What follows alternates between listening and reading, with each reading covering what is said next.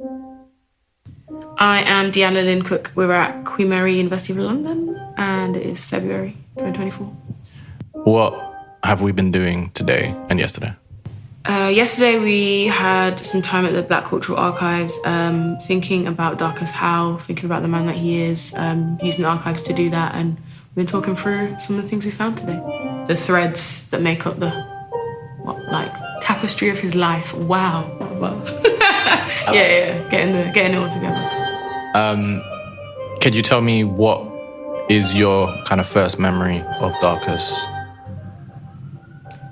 That's a good question. I don't think I know or remember meeting him as a character, as in whether that be through literature or anything. I think he was for a long time a name mentioned alongside other movements. I think I was quite familiar with the women's movement in Britain, that being of Black women, and his name kind of coming up in that.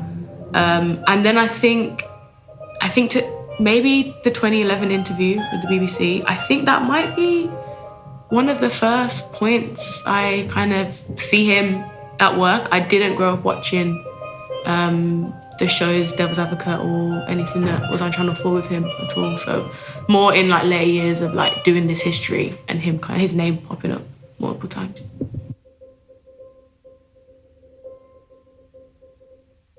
In part one of this mini-series, Robin Bunce, who is one of Darcus's biographers, told us his first recollection of Darcus Howe. My first recollection of Darcus is seeing him on the telly in the 90s.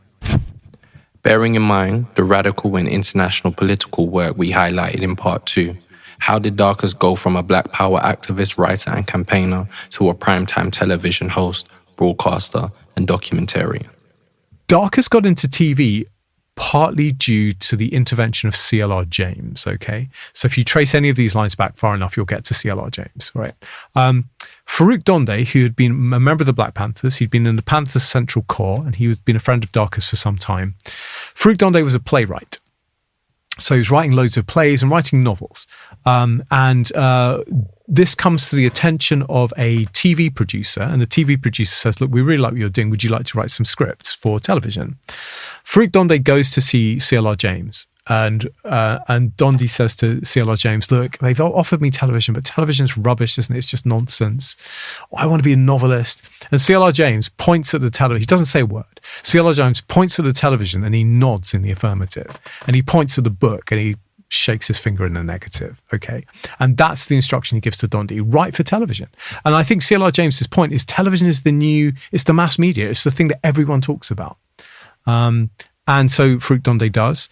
When Channel 4 starts up, and there's lots of excitement in black radical circles about Channel 4, because it's a public service broadcaster, but it's got this whole new constitution, and it's deliberately designed to give more space, perhaps not enough space, but more space to voices of minority communities. So there's lots of excitement about Channel 4. And early on, Farouk Donde becomes commissioning editor for, I think he's called something like commissioning editor for multicultural television at Channel 4. So as soon as Donde has that job, he approaches Darcus and he approaches Tariq Ali and says, can you make a program together? Darcus has done a few interviews before. He's been on the news talking about things like the New Cross Fire, for example. Darcus is familiar with television. He knows how it works. But this is Darcus's time to make his own short films as part of a kind of broader kind of news and current affairs program, primarily focused on Black and Asian people. On April 18th, 1955, as the tide of post-World War II decolonisation continued to creep on the shores of the global South, a conference was organised in the city of Bandung in Indonesia. Representatives from 29 countries across Asia and Africa attended to promote Afro-Asian collaboration on the world stage and to oppose the continued control of the weakening colonial powers. While at the time, the conference was known as the Asia-Africa Conference, it is now commonly referred to as the Bandung Conference. Tariq Ali, who was working on a project about the conference at the time, saw this as a perfect inspiration for his current affairs program with Darcus, but also their co-owned production company, which produced the show.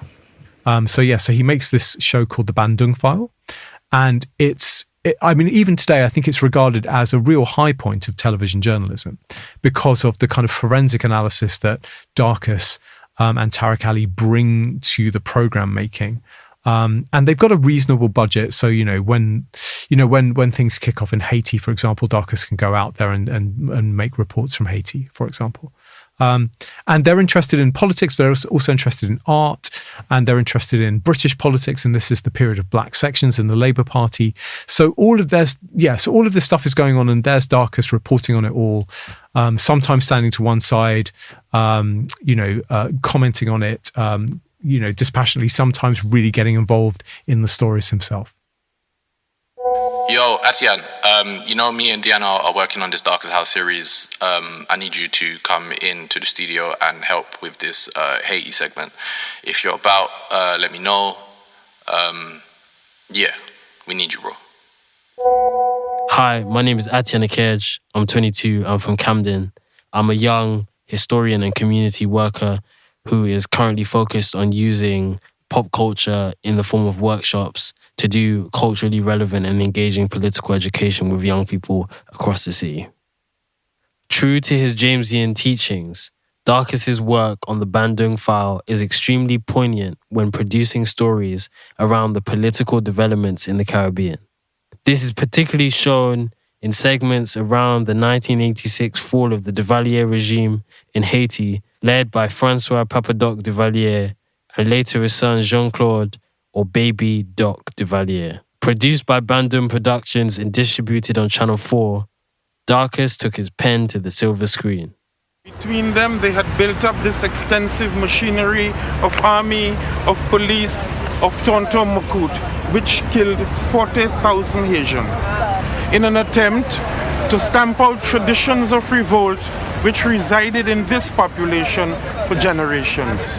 They did not succeed. Darcus presents a considered look at Haiti not as a zone of disaster, but as an island whose people have been determined for freedom for hundreds of years. He even begins a report with a historical analysis that has a familiar tone. What, if any, parallels do you see between James's Black Jacobins and Darcus visiting Haiti in the 80s? Yes, absolutely. I think there are huge parallels. So I think Darcus's report on what's going on in Haiti begins essentially with a 3-minute summary of the Black Jacobins. And obviously, if you've read the Black Jacobins, you would know that summarizing in 3 minutes would be tough. But Darcus, obviously, he knows the book back to front. He's spoken to James about it. But it begins with that. And again, I think like the Black Jacobins, what Darcus is hoping for is that this revolution in Haiti this will be the revolution which will ultimately and finally liberate Haiti. So like, as you know, in the Black Jacobins, Toussaint Louverture's revolution does not ultimately liberate Haiti. Darcus is hopeful that this one will.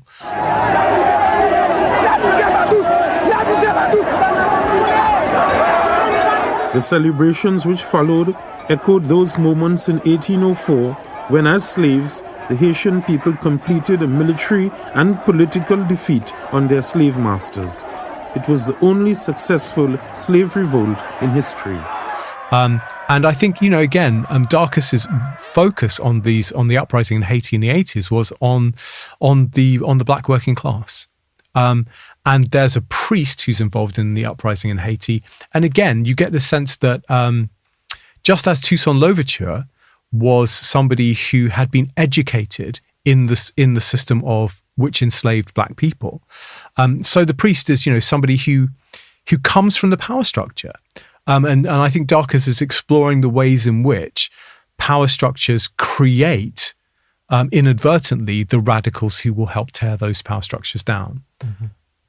And that priest goes on to be the first democratically elected president of Haiti. Indeed, he does. The main actor, the principal actor, is the people. So if, as people, we can continue to build this solidarity, we are sure. As well as continuing the story started in the Black Jacobins, in this report, Darcus was able to broadcast the development of the people's movement in Haiti, known as Lavalas. The Lavalas movement closely mirrored C.L.R. James's belief that social movements, must be led by the masses of the people. With the machine of Channel 4 behind him, Darcus, his critique and camera crew are on the ground in his home country of Trinidad and Tobago, who, just like Haiti, was experiencing the fall of the government which had presided over it for decades. This episode originally aired on the 10th of January, 1987. Would the ruling party survive the current for change which is flowing through the Caribbean? An entire generation grew up knowing little else but a PNM-dominated parliament. In the documentary, Darcus examines how the economic crisis the country was undergoing, brought on by the fall in oil prices in the 1980s, was impacting the People's National Movement's chances in the election. The very first interview in the program is with Errol McLeod of the Oil Field Workers Trade Union, the same organization Darcus worked for as an assistant editor during Trinidad's attempted Black Power revolution in 1970. Companies were seeking to drastically reduce the benefits and other conditions of employment that organized labor had negotiated over the years. The political directorate seemed helpless in dealing with these issues.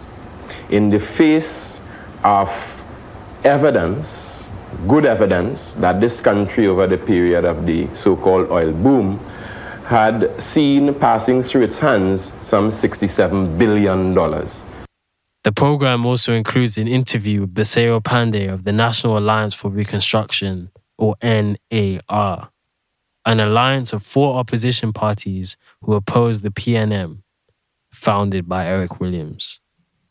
However, Darcus didn't blindly celebrate the NAR's landslide victory over the PNM. Throughout the program, he is also critical of the NAR, who were financed by Caribbean conglomerate Nilian Massey Holdings, who push right-wing economic policies like privatizing nationalized companies. After countless positive reviews, 6 years and 91 episodes, the Bandung File was cancelled by Channel 4. But it was far from the end of Darcus's television career. Today, the TV screen is the place that the revolution goes to die. Darcus showed that through hard work, courage, and ingenuity, the revolution could live there. How do we rise up to that same challenge in our bleak times today? That's my question for us all. How's this for racist stereotyping? Darcus Howe, the black rights activist turned television presenter, is a typical West Indian male. He's promiscuous, having sired 5 children by 3 different women. He is so sexist he's hardly washed a plate since he set up house with his second wife nearly 20 years ago, and he has a propensity to violence. I, of course, would not dream of saying these are West Indian characteristics. Darcus Howe, however, would and does. So my name is Andrew Billen. I'm a journalist. I've been a journalist for 40 years, currently on The Times, where I've been for over 2 decades. But when I met Darcus Howe, I was on The Observer, and I'd just started actually a regular interview slot in The Observer magazine. And I was privileged to meet Darcus for one of those early interviews. Thinking back then to the 90s, what was kind of an average day like in 1993, the kind of work you were doing? For me, yeah. It was The Observer's a weekly Sunday paper, so I have worked harder in my life, I think, because things seem to start late in the week and then gain momentum. But I was quite ambitious by that stage, and I wanted to swap over from doing commissioning, which I've been doing a bit of, and I certainly wanted to get away from the newsroom. And I really wanted to, and I thought I'd probably be quite good at in talking to people and then writing about it in a colourful way. And all careers are mainly luck, and I had a couple of mentors who liked what I did and gave me a chance. In terms of then that interview with Darcus Howe, was that something that you chased and were going for, or was that something that was kind of brought to you and you were kind of assigned to do this interview with him? It's 30 years ago, so I can't say for certain. But just rereading it, I'm thinking it sounds like the sort of thing that I would have suggested. Yeah. Because Darcus was doing this TV series on Channel 4, the kind called The Devil's Advocate, and it was a studio debate show, the type you don't really get now. And I just thought it was a stunning compare of that, because he was like the judge and jury, and he was sentencing people in a very literally judgmental way every week. He also looked absolutely magnificent. He sort of wore a designer Nehru shirt, and very, very striking man, even in the days of small televisions dominated the studio, had a fantastic voice and a real ability to command the language. The rhetoric he used came straight from his education, which was based on the authorized version of the Bible. So he spoke like a prophet or a Old Testament preacher. Yeah, I think you put that in the article. You said that he spoke like he was in the pulpit. Yeah, he did. And of course, when I was preparing to see him on that afternoon in, I think it was October 93, was it? I was slightly scared because I thought he might turn on me, because I have very little in common with him in some ways. It's just a young white man going down. I actually went down to see him in Brixton. Yeah. I think I found that less alienating than Sheffield, where I'd started my career, actually. But yeah, you're always tense before an interview that you're going to get some good stuff. Yeah. But there was an added element. I think this is a great Darcus Howe with a brilliant intellect and a brilliant ability to use language against you. So I was. I hoped it would go well, and I was absolutely relieved to find that he was charming, but more important than that, was willing to give me some really good quotes that got him into trouble. The Devil's Advocate is kind of Darcus's first solo show on television, and it's so influential and so successful that 3 people claim the credit for creating it. Okay, something's successful when everyone wants to say that was my idea. So Trevor Phillips says it was his idea, Farouk Donde says it was his idea, and Darcus says it was his idea. Okay, so there are 3 different origin stories. I'll tell you Darcus's. Darcus was having his hair cut at a barber's, and basically the whole community's in there, and they're discussing the issues of the day, and there's back and forth, and people are disagreeing, and Darcus was like, I want to put, a black barber's. I want to put the level of conversation that you get in a black barber's. I want to do that on television. So that's Darcus's origin story for it. The other thing I would say is that when he approached Channel 4 and Channel 4 commissioned it, Darcus said, well, in that case, I need the largest studio you've got. Okay, I'm not doing this in a tiny little studio. This needs to be the largest studio you've got. Okay, and I think what Darcus has in mind is he wants the discussion to take place in front of an audience, okay? And Darcus was, throughout the whole of his life, a Democrat, small d Democrat, okay, not the Democratic Party in the United States of America. He was he's committed to the idea of people governing themselves in their own interests. And so what he does is when he's inviting politicians in or police officers in or whoever it is he's inviting and sports people in, Darcus is kind of subjecting them to the gaze and the interrogation and the scrutiny of the public. So it's a very democratic forum. There's, as I said earlier, Darcus trained as a lawyer, and there's a kind of Darcus is the lawyer in this. So he makes a case. He asks his guest, the person who's in the hot seat, to kind of respond to the allegations. Mm-hmm. On an episode that aired in August of 1993, the then undefeated boxing champion Chris Eubanks entered in the TV studio turned courtroom.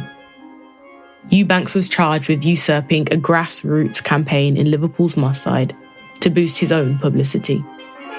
We showed a part of this episode to journalist Andrew Billen.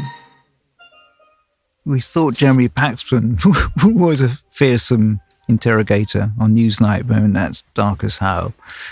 Absolutely terrifying, crucifying Eubanks there. I think it's probably important to remember the name of the programme, Devil's Advocate. So Darcus was being paid to put the other point of view. He, like a lawyer, so he didn't necessarily believe everything he was saying. But it was relentless, and hearing the audience react and start to heckle made me feel uneasy, because there was just, I know television at that time loved that sort of thing, but it did seem to be a little bit Jerry Springer. And Darcus uses this lovely bit of legal language, which I think comes from America, which is what say you. So Darcus will say, well, you've done this and you've done this and you've done this. What say you? And that's their cue to defend themselves. So it's adversarial. And because it's adversarial, and because Darcus is able to attract really big names into the studio, like LaToya Jackson, for goodness sake, and Imran Khan, for goodness sake, he's able to get these really big names in. And because it's adversarial and because he's so charismatic, it's just really dynamite television. And I think Channel 4 commissioned 5 or 6 seasons of it because it just keeps going. Mm-hmm. So it's a very, very interesting show. And I think if you see it, Darcus takes some really interesting positions, positions you wouldn't necessarily expect from a black radical. And I think as a historian, it's a really interesting time capsule in terms of what's important in terms of black politics and British politics more generally in the 1990s. We're talking in the front room of his terraced house in Brixton. Facing us is a painting of an Indian whorehouse given by his friend Tariq Ali, and to the right, are framed photographs of his children. It's while I'm working out which child belongs to which partner that he explains, "I'm a West Indian, see." What does that mean, I ask, aware that Leila, his wife, is listening in the corner. It means, he says, I make children all the time. Why? Because I climb up on top of them and make sex. They didn't mind, and I didn't mind, and when I see the results, I'm pleased. It's wonderful. It's not odd. My brothers and I have different mothers, and my father was an Anglican priest. I say it hardly fits the current orthodoxy that children need 2 parents. He says, I tell you, my children are all good citizens. They come to us to see me regularly. My eldest daughter calls me every single day. I phone the last one every day. They love me very dearly, and I love them immensely. They're nice kids, lovely children. People on the left and the right have centralist, commandist instincts. They presume to tell us how to live family life. What bullshit. Hard to remember exactly how it came up, but we did get onto the subject of sex and being a black man and his attitude to women. So by then, I don't know how I think he probably just ended up with 5 kids, but from 3 separate mothers. And he was married to Leila, who he didn't have children by, as far as I know. And we got onto this subject, and he said, I'm a West Indian man. This is I'm just a typical West Indian man. And my alert was on that, because that felt to me a slightly racist statement to make in the first place. So I said, what did he mean? And he said, well, it means that I like climbing onto women and making sex with them and making babies, and they don't mind and I don't mind, and when the babies come, I don't mind either, and we're on all very good terms. And which was a kind of sort of racist stereotype that could be used by people like the Sun or the tabloid press against somebody like Darcus. But he absolutely owned it. And he said the trouble with the left and the right in politics is that they're so bossy. They believe everything can be organised from the centre, and they will tell us how to live our lives. And he said, I get on extremely well with my children. They love me. We talk every day. And why shouldn't we? Why shouldn't I admit to what I like doing, which was having lots of kids? I remember him being very, very welcoming. I seem to remember a cup of tea was involved. I suspect not made by Darcus, because that wasn't the sort of thing he did. He proudly said he never washed any dishes, and that wasn't man's work. But he was warm, friendly, made me feel comfortable. His wife was in the room at the same time. I don't know whether that was just to find out what on earth he was going to say, or to intervene if he went too far. I think she did did at one point suggest that there was a bit of vanity to him, which strangely enough he immediately deflected and said he didn't think he was vain, but he was worried that he could be rather violent, and then told me a story about knocking a man out in a bar fight the year before. Yeah. I mean, it was as a reporter, it's an extraordinary interview because he was just so open. Yeah. And that's the greatest gift you can give a journalist. Wow. Yeah. But he did ring up afterwards and say, I think you should know that in the black press, I don't know, The Voice or whatever, the interview had caused some controversy about what he'd said about women. And, I might get some, of course it was way before social media, but I might get some cross letters. Yeah. But he said, but I make no complaint about the article because you said absolutely reported everything accurately that I'd said.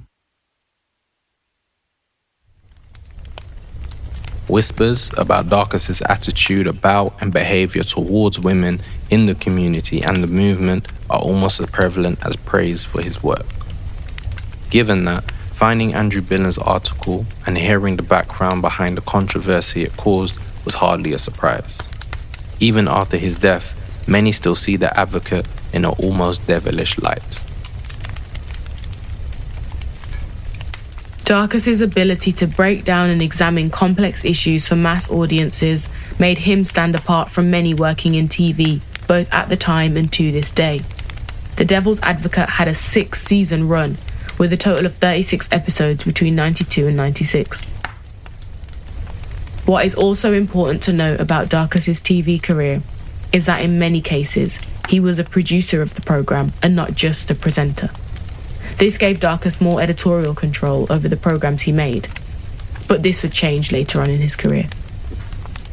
Darcus's last television documentary, I think, was in 2010, and it was about his experience with prostate cancer. And it's painful to watch because so many of Darcus's friends die of prostate cancer. Prostate cancer massively disproportionately affects black men. And it's also hard to watch because the producer of the film is constantly trying to persuade Darcus that his strategy doesn't work and constantly saying, look, Darcus, you need to organize like white women organize. And Darcus says, no, we need to organize like black people. And what Darcus is trying to, and this is a very C.L.R. James idea, that in any situation, there is a key that you can use to get the progressive outcome you want. So what the producer is saying is there's too much homophobia in the black community. You're never going to be able to persuade black men to get a prostate exam, okay? And Darcus doesn't go along with that.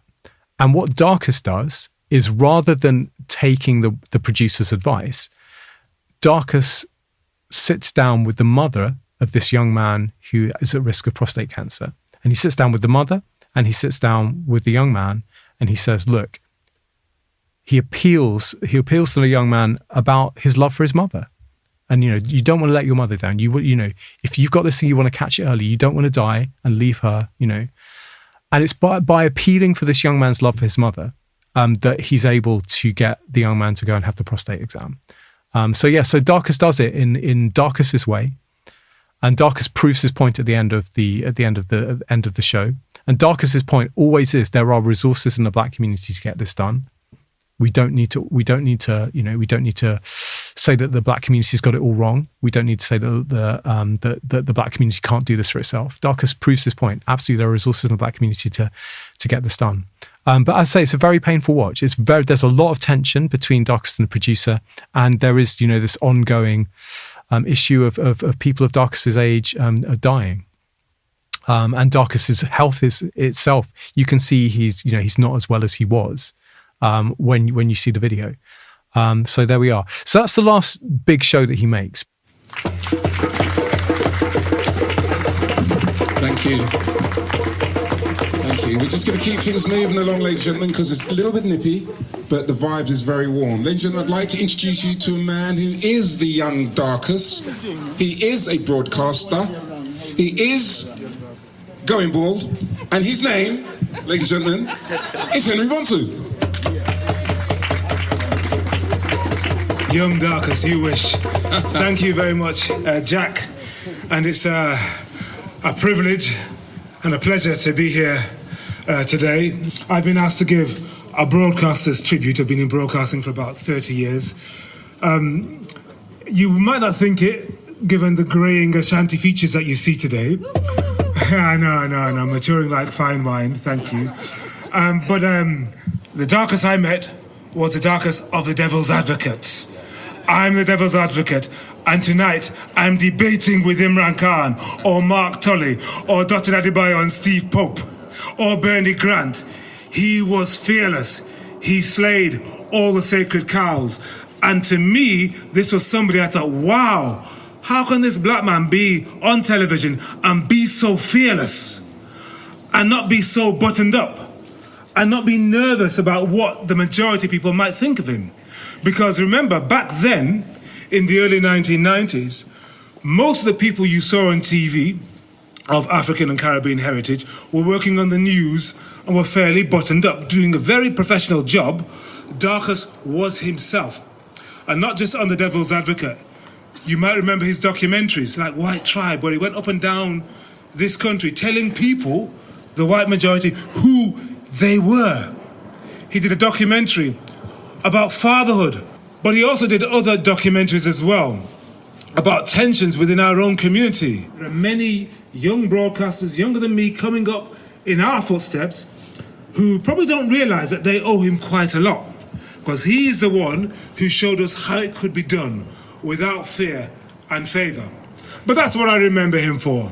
He played a major role in my consciousness, and I suppose you would say the confidence I have whenever I go on radio and TV today, it's in large measure to him and the energy and the vibe he brought. So let's not forget what he did. Let's always remember him, keep his spirit here alive, and I thank you very much. Beautiful. Yeah, that's beautiful, Henry. Thank you so much. Since his death, Darcus Howe has elevated to a status saved for very few. We return again to the speech given by Leila Hassan Howe at the plaque unveiling on Railton Road. Darcus is now being completely iconic, he's an icon. Darcus is this great, great person. And then the language of which describes Darcus. And of course, for us in West End, for many, I think for his children as well, it must be quite funny to sometimes hear this. Because for many, many years, Darcus was completely in the wilderness. He was a thorn in the side of the establishment. He wanted no truck with the establishment. And so in many cases, people wanted Darcus just to shut up. They didn't want to hear this radical and revolutionary idea of we were masters and mistresses of our own destiny, and that we were not going to put up with the racism in this society, which was manifested in the media, by the police, by politicians, and throughout society. So now to hear the way he's venerated, for which I must say I'm very pleased about. I must say there were times when he was in the wilderness, and it wasn't always easy. Whilst Darcus was in race today, he was arrested 5 times. He was and I'm really pleased, and I'm sure I've seen her, that Gareth is here. He's a great lawyer who was with Darcus through all those 5 arrests and helped with those campaigns.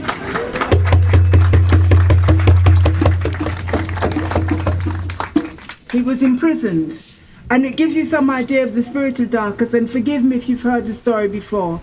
But when Darcus was sent to prison, we were all stunned in the collective, and generally the group of people around us were really, really stunned, because we had successfully fought Darcus's court cases and just thought this was another court case that we were going to win. But the magistrate told Darcus he was a very arrogant man and that he was sending him to 3 months imprisonment. And this absolutely stunned us. For us, I know we were stunned. But I got a message from his lawyer to say that I should visit him in jail, I should go to Pentonville prison, and I should smuggle him in a bottle of brandy, which I was able to do because in those days you could, and I tucked a little quart of brandy under my armpit and got through. It was nothing like the security now. And when I saw Darcus was dressed in the denim blues of Pentonville with a striped shirt, and I immediately broke down and started to cry. And he looked at me and he said, "Why are you crying?" And of course it was because you're in prison and da da da da. And he said to me, "Well, you know what you have to do. You know what we have to do. You have to get me out of there. We have to get me out of here. And what we need to do is run a campaign and do this. And we did. And we got Darcus out of prison when he went for his appeal within a week. He says the warder told him, "You're not coming back here." And so said, so done. We freed him and he was free. But that was his spirit, that even in jail in his blues, he had the fight, the spirit. You know what we have to do. We have to get me out of here. Darcus made one of his final television appearances in 2011, following the uprising sparked by the police shooting of Mark Duggan. Darcus is referred to as Marcus Dow by some BBC television presenter. And this creates a storm. And we can speak to him now, and Marcus Dow is in Croydon. Marcus Dow, are you shocked by what you've seen there last night? The presenter also accused Darcus of having been involved in riots in the past, a charge that he was acquitted of in the Mangrove 9 trial. Mr. Howe, if I can just ask you, you are not a stranger to riots yourself, I understand, are you? You have taken part in them yourself. I have never taken part in a single riot. I've been on demonstrations that ended up in a conflict, and have some respect for an old West Indian Negro and stop accusing me of being a rioter. Because you won't tickle me to get abusive. You just sound idiotic. Have some respect. We showed this interview to Andrew Billen, who has been conducting interviews for over 3 decades. Well, I haven't seen that. Well, that was a facile interview. And I rather agreed that you should treat him with some respect. He wasn't. He was exonerated of charges of riot or anything like them. It was certainly tendentious on his explanation for those riots, which spread far beyond the Mark Duggan case and ended up with a lot of looting by opportunistic young people of all races and indeed classes, I think. But what really struck me was that he was so wrong about what he had told me in '92, where he said that policing was getting better and the Black Panthers had taught the Metropolitan Police a lesson, and racism was ameliorating in this country. And here he is, 20 years on, saying his own grandchildren are being stopped and searched. I was interviewed by an American journalist from Huffington Post about this. And the American journalist said to me, he didn't really know who Darcus was. So I explained who Darcus was. I explained all of his work in the New Cross Fire, all of his work in the Mangrove campaign, his work with the Grunwick campaign. I explained all of this. And this white American interviewer said to me, in America, if somebody had that CV, they would just be respected out, there would be no questioning. They would just be, they would just get respect for all of the things they'd done in what he called the civil rights movement. And I think it says something about British culture that someone like Darcus wasn't just treated with respect, just as taken as read, that he would be respected. And I think one of the things it tells us about British culture is that we don't really in Britain, certainly I think the majority of white people don't know about the campaign for black liberation in Britain. And don't think there was one, don't think it was necessary, and therefore they don't think like people like Darcus deserve respect for, fighting the good fight, over decades. Can you tell us a little bit about the final years of Darcus's life? Yes, the final years of Darcus's life. Darcus was not well. He had survived prostate cancer, but the chemotherapy and the surgery had weakened him. So he was not as physically fit as he had once been. He was still, particularly in the early days after the operation, he was still in pretty good shape. So Frank Critchlow's funeral, for example, Darcus walked out of respect for Frank, Darcus walked the whole way from the church to the crematorium. I was exhausted after doing that. I was at the funeral. I did the walk alongside Darcus. I was exhausted at the end of it. But Darcus, Darcus made it the whole way, and he did that out of respect for Frank, as I say. So he was, so I wouldn't call him as frail as such, but he was not in the best of shape physically. How did Darcus feel about the final product of the biography that you and Paul wrote? Darcus was very generous about it and very gracious about it, and he referred to it as our book. Okay, so Darcus didn't write a word of it, but Darcus read drafts and commented on those drafts. Darcus, we were constantly talking to Darcus about, well, this is the kind of way we want to frame it, and this is how we want to take the narrative. So Darcus was very involved with that, as was Leila Hassan, Darcus's wife. And when it came out, he was absolutely delighted with it. And yeah, like I say, he called it our book. And so whenever we got a call saying, do you want to come and promote the book, here, there and anywhere, we'd phone up Darcus and say, do you want to come? And he'd say, yeah, of course I want to come. So he was always very keen to promote it.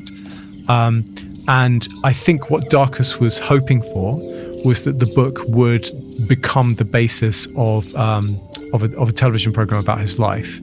And around about the time of his final illness, Steve McQueen got in touch and said, would Paul and I work with him on small acts, particularly on the show called Mangrove.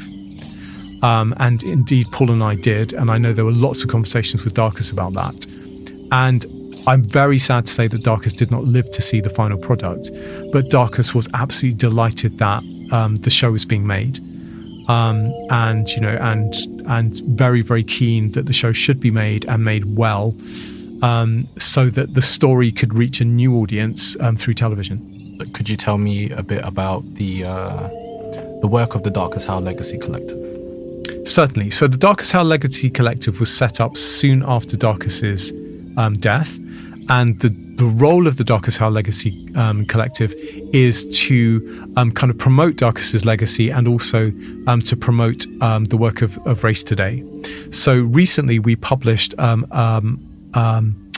special edition of Race Today, which coincided with Darcus's, or what would have been Darcus's 80th birthday.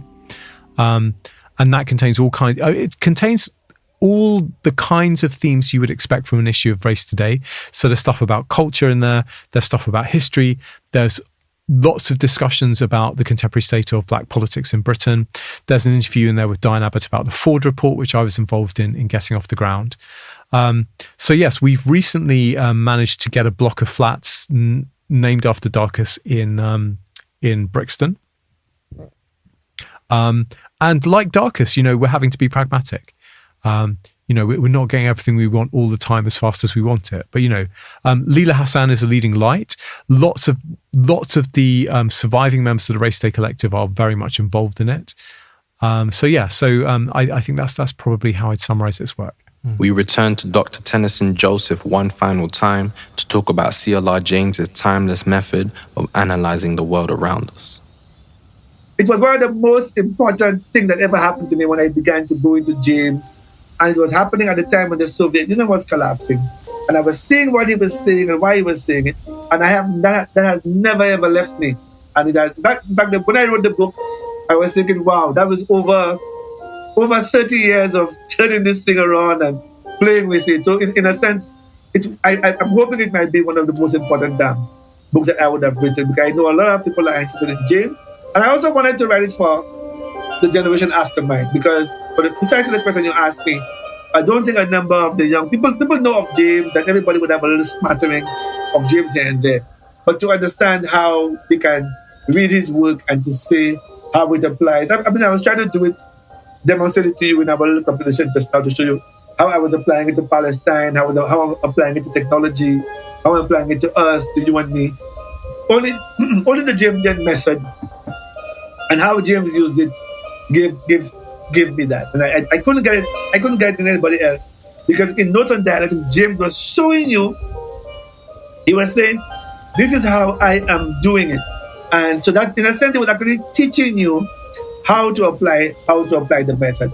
So although he died in 1989, who knows what events you and I are going to see in the year 2045 if we're still alive. But somebody has to take that same method and apply it to whatever it is that we are going to be seeing in 2045 and make sense of it. Darcus Howe's work across multiple mediums cannot be ignored. Be it primetime television, the pages of print, or in the streets protesting with the masses of the people. Across decades, Darcus found ways to adapt the analytical framework developed by C.L.R. James to help make sense of the so-called post-colonial world around us. His work continues to last past his physical presence, much like his great uncle/cousin, Cyril Lionel James. He would really, really be pleased for today, of course he would. But I think his real pleasure would be the fact that he's side by side with his great uncle C.L.R. James. That I know he would be extremely, extremely chuffed about. I've tried to give you just a very short view of Darcus. It's freezing cold. I don't think anybody should be asked to stand out here for much longer. But I want to say I really appreciate, and on behalf of his family and members of the collective, I want to say that we really appreciate that you have come out today in these numbers.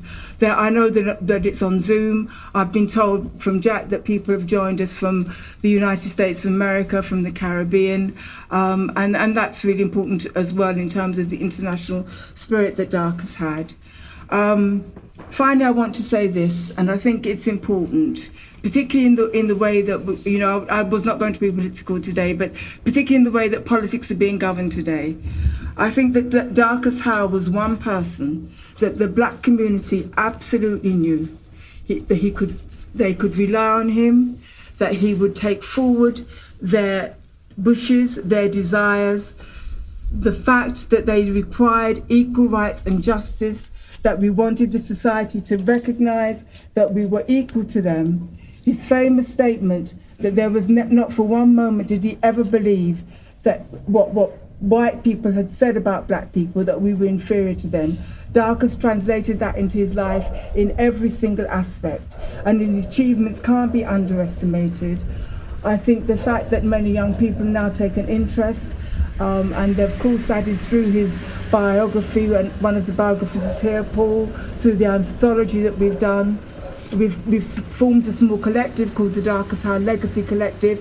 One of our main aims, with the assistance of Columbia University, is to digitise Race Today, because people say to me, we hear so much about Race Today, but we can't see it because it's in very few libraries. So that's one of the big pieces of work that we've been working on, and now successfully with Columbia. This year you will be able to see Race Today online. So that's something I'm very pleased for.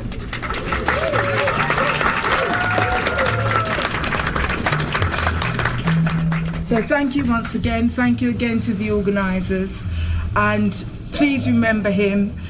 Please always, if you do walk past here, just look up and see C.L.R. and Darcus. And I know I said I don't like the word, but really, two icons, not only of Black Britain, but of Britain and the world. Darcus Howe and C.L.R. James.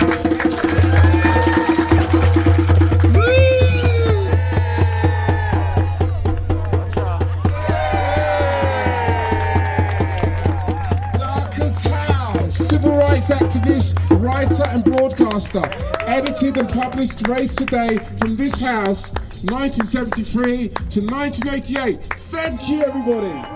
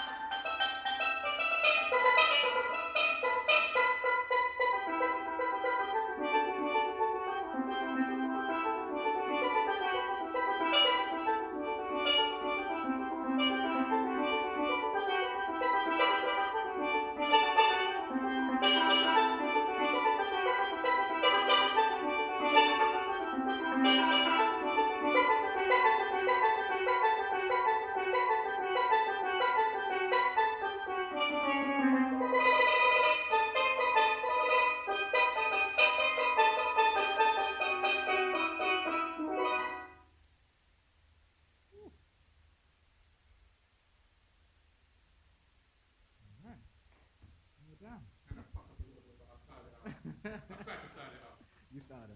Okay.